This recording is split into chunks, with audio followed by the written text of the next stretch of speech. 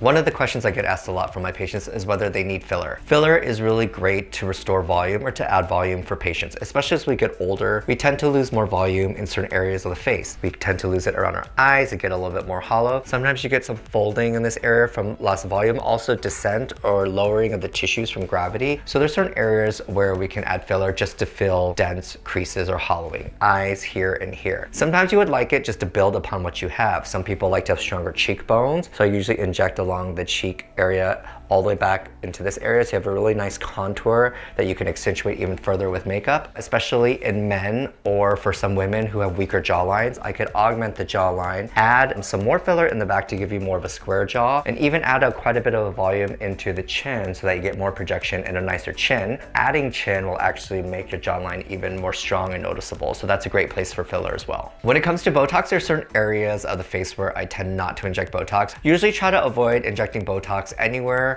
from the nose down, because this area usually requires more filler. A lot of people don't realize that what Botox does is it doesn't just prevent wrinkles, it causes your muscles to relax. So if you relax any part of the lower face, you tend to have a little bit more sagging.